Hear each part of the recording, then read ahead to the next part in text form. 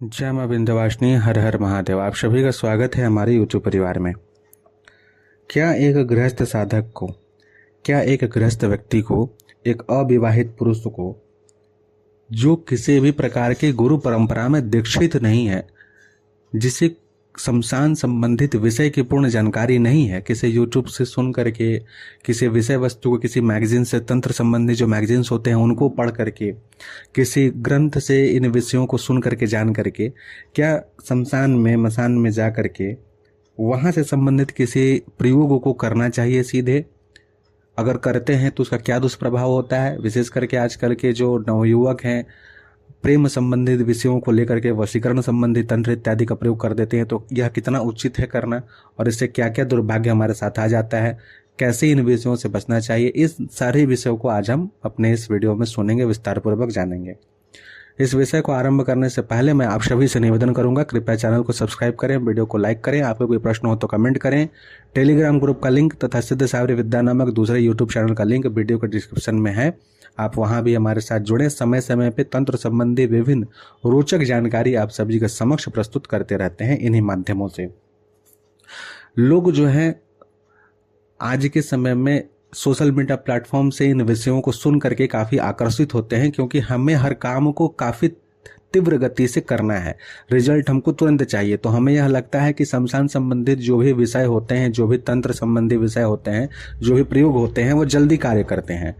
जो उग्र देवी देवता, शमशानिक देवी देवता होते हैं, मसान की शक्तियां होती हैं, वो जल्दी कार्य करती हैं, और इसी कारण से लोग सबसे पहले उधर सबसे ज्यादा आकर्षित होते हैं और उन्हीं चीजों को करना चाहते हैं। बेसिक का भले नॉलेज ना हो, पता ही ना हो कि कैसे क्या करना चाहिए, आरंभिक चीजों का ज्ञान ना हो, घर के देवी देवता के विषय में कोई अता पता ही नहीं है, लेकिन मसान के देवी देवता के विषय में सभी को जानकारी है कि भाई हमें मसान की यह शक्ति होती है, ऐसे ये भोग लगता है, ऐसे ऐसी क्रियाओं को करना चाहिए। और सबसे बड़ी बात है कि यहाँ पे लोग मोटिवेट किधर से होते हैं? अगर इस वीडियो को सुनने वाले कोई व्यक्ति कमेंट कर दे कि आप तो सारा ये बकवास बात कर रहे हैं, हम तो मसान में बिना सिद्धि, बिना कोई दीक्षा लिए हम इस प्रकार की क्रियाओं को की और मेरा काम हो गया, तो अब इस बात से मेरी सारी जो मैं भी जो भी बातें बता रहा हूँ, इन सभी बात से भले चार आदमी सही से समझे ना समझे, लेकिन उनके इस कमेंट से कोई ना कोई मोटिवेट जरूर हो जाएगा कि जब इसको कुछ नहीं हुआ तो मुझे भी कुछ नहीं होगा। और इसी प्रकार से अलग अलग चैनल्स पे या अलग अलग सोशल मीडिया प्लेटफॉर्म्स पे जब इस विषय को रखा जाता है, शमशान संबंधी विषय के अनुभवों को जो लोग रखते हैं, तो उन अनुभवों से मोटिवेट होकर के लोग जाके शमशान संबंधी प्रयोगों को कर लेते हैं सीधे, बिना विशेष जानकारी के डेयरिंग दिखा देते हैं कि जब उसके साथ इस प्रकार की चीज ना हुई तो हमारे साथ भी कैसे होगी। अब यहाँ पर इस विषय पे आते हैं कि उस व्यक्ति के साथ नहीं हुई, आपके साथ भी नहीं होगी, यह आवश्यक नहीं है। कारण इसके पीछे यह होता है कि उनके घर के देवी देवता हो सकता है कि मसान से संबंधित ही देवी देवता हो, और घर में शमशान मसान की शक्तियों का ही पूजा पाठ होता, वो तो अपना अंत नहीं दिए हैं कि उनके घर के देवी देवता कौन है, उनके पिताजी दादाजी किनकी सेवा पूजा करते थे, किसके गुरु परंपरा से दीक्षित थे, किसकी कृपा उनके घर परिवार के ऊपर रही है, आपको तो जानकारी नहीं है। आप लंपट पंपट उठा लिए, लेके निकल लिए शमशान में जाकर के कोयला को लेकर के मंत्र जप कर रहे हैं, वशीकरण करेंगे। तो ऐसी स्थिति में क्या होगा कि उनके घर के देवी देवता तो बलिष्ठ थे, उनका कुछ हानि नहीं हो पाया, वो पोषित होकर के, रक्षित होकर के बच गए, लेकिन आपके घर के देवी देवता को शुभ सात्विक हुए हैं, मसानिक शक्तियों से दूर रहने वाले हुए। हर किसी की अपनी नियमित एक सीमित मर्यादा है, सभी की कहीं ना कहीं पर हर मर्यादा का पालन करते हैं। हनुमान जी सर्वसमर्थ थे, लेकिन ब्रह्मास्त्र से बंधे, क्योंकि उनको मान रखना था उसका। ब्रह्मास्त्र से वेदांत उनको बचपन में ही मिल गया था ब्रह्मा जी के द्वारा कि मेरे ब्रह्मास्त्र भी और इंद्र भगवान का वज्र भी तुम्हारा कुछ नहीं बिगाड़ पाएगा, सब वरदान था ना। लेकिन जब अक्षय कुमार बाण चलाया लंका में उनके ऊपर में, ब्रह्मास्त्र मेघनाथ जब ब्रह्मास्त्र चला दिया उनके ऊपर में, तो बंधे ना मान को रखने के लिए। तो देवी देवता भी मान को रखते हैं घर में। तो आपके घर के देवी देवता अगर उनका यह सीमा हो कि वो शमशान मसान की शक्तियों के कारण वहां नहीं जा सकते हैं, वचन में बंधित हैं, उनकी अपनी सीमित सीमा होगी, तो फिर वो आपकी रक्षा भी नहीं कर पाएंगे, और ऐसी स्थिति में आपके साथ गलत हो जाएगा। तब आप रोना शुरू कर दीजिएगा कि भाई मेरे साथ गलत हो गया। तो इसलिए कभी भी जब विषय की जानकारी ना हो, पूरे तरीके से नहीं जाना चाहिए। दूसरी बात है कि शमशान में जाने का कुछ ना कुछ एक तरीके से नियम होता है। अब आप बोलिए कि शमशान में तो महाकाल और महाकाली रहते हैं 24 घंटा, क्योंकि आपको यह किसी ने जानकारी दी है, आप यूट्यूब चैनल्स पे देखे हैं, फलाना व्यक्ति जो है बताएं कि महाकाल महाकाली बाबा वहां पर तो 24 घंटे रहते हैं। और 24 घंटे रहने के कारण स्थान जो है शमशान सबसे पवित्र भूमि है, लोग कैसे बोल सकते हैं कि अपवित्र है?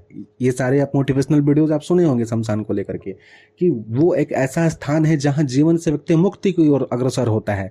शमशान में शिव नित्य वास करते हैं, वहां तो पंच तत्वों से मुक्ति होकर के हम अपने वास्तविकता को प्राप्त करते हैं। वास्तविकता को क्यों?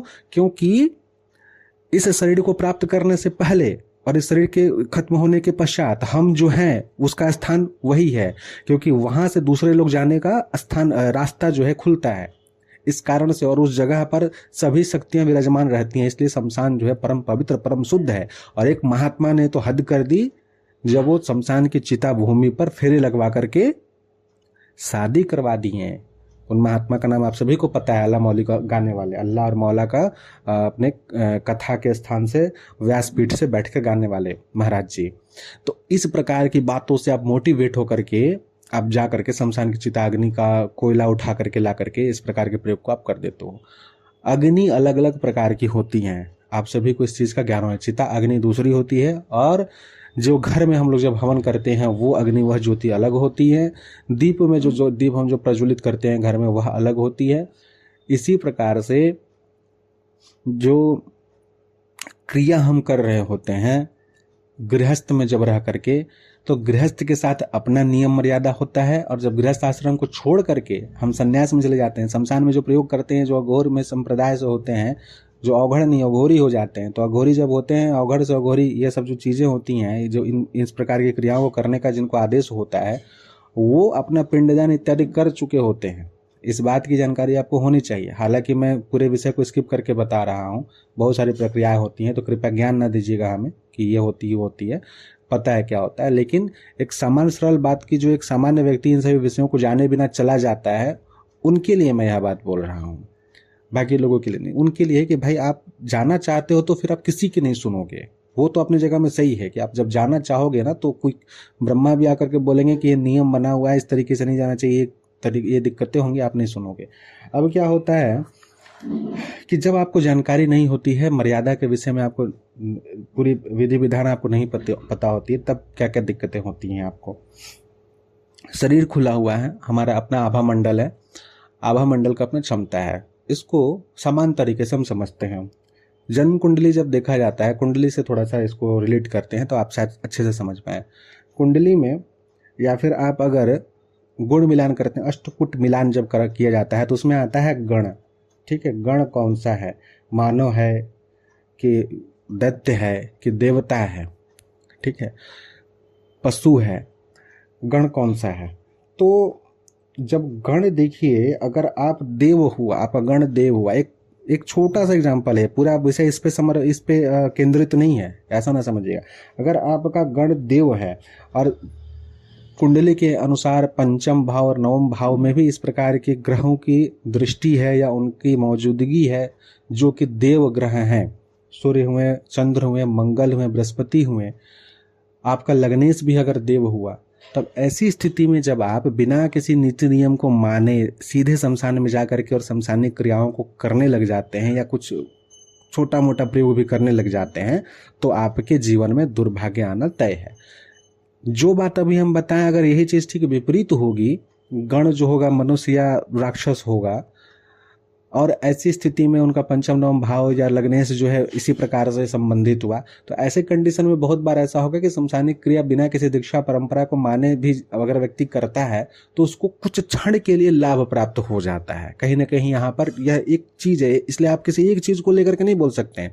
मैं ये विषय को क्यों बता रहा हूँ कि आप लोग जो सीधे मोटिवेट होते हैं ना किसी को सुन करके कि उसका जब हो गया तो मेरा भी हो जाएगा, तो किस जगह में हो जाएगा, हर चीज़ का एक नियम है। तो जो मर्यादा बनी हुई है वहाँ पर आप उस चीज़ को लागू करिएगा तो चलेगा। तो यहाँ पर हो सकता है कि अल्पकाल के लिए लाभ प्राप्त हो जाए, लेकिन दीर्घकाल के लिए कष्ट ही प्राप्त होता है। इसलिए कभी भी शमशान संबंधित कोई भी साधना सीधे शमशान में जाकर के ऐसे नहीं करना चाहिए। अगर आपको इतनी ही इच्छा है शमशान में जाने की, तो किसी अच्छे साधक के सानिध्य में रह करके पहले आरंभिक विषयों को सीखिए, जानिए, और परिवार में जाने से पहले, जब मतलब शमशान में जाते हैं तो जाने से पहले क्या नियम करना है, घर में घुसने से पहले क्या नियम करना है, इन नियमों को, इन मर्यादाओं को पहले पालन करें तब जाएं। एक विषय और यहाँ पर उठेगा, उसको मैं अलग से ना बताकर ही बताता हूँ कि शमशान काली का मंदिर अगर शमशान घाट के बीच में है, वहाँ तो ब्राह्मण भी जाके सेवा करते हैं और काफ़ी सारे लोग जो है वहाँ पे शनिवार को हाजिरी लगाते हैं। तो ऐसी परिस्थिति में उनके साथ क्या कुछ नहीं होती है, और हमारा जाना वहाँ सही है कि नहीं है। श्रद्धा का विषय है, अपने अनुसार कीजिए। लाभ और हानि आपको समय पर स्वयं ही पता चल जाएगा। बाद में जब दिक्कत होगा तो आपको अच्छे से जानकारी भी हो जाएगी कि कहाँ गलती किए थे। मैं बार बार बोलता हूँ कि पुण्य का जब उदय होता है तब व्यक्ति नीति नियम मर्यादा के अनुसार चलना शुरू करता है और उसे लाभ प्राप्त होता है। और यही पुण्य जब क्षय होना शुरू होता है, आपके पापों का उदय होने का काल आता है, तो आप नीति नियम मर्यादा का विरोधी होकर के ऐसे कृत्यों को करते हैं जिससे कि आपका आने वाले समय में अच्छे से दुर्गति हो और आपका पतन हो, विनाश हो। अंत में यही बोलना चाहेंगे कि विनाश काले विपरीत बुद्धि। आशा करते हैं जानकारी आप सभी के लिए लाभप्रद रहेगी और आप सही निर्णय लेकर के इस क्षेत्र में आगे बढ़ेंगे। जय मां विंध्यवासिनी। हर हर महादेव।